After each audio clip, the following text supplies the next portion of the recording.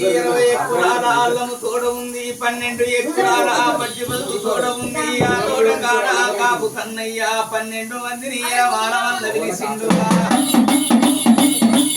60 మందిని జీతగల్ల పెట్టిండు 12 మందిని కొమ్మలల్ల పెట్టిండు ఇలా మారవల్ల పెట్టిండు జీతగల్లనే విలిసి ఏమంటున్నాడు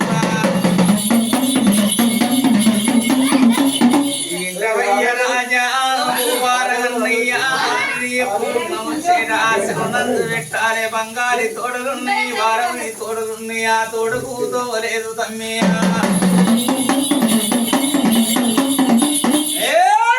పుట్టేటి మొడలు కొట్టుతున్నాడు కాపు కొడుకు వారల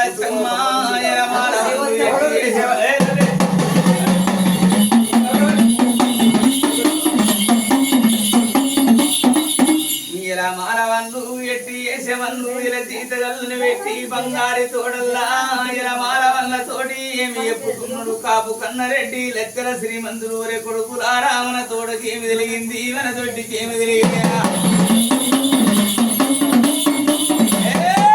అంటూ లేని జాగలు రాజా ముట్టు లేని జాగలు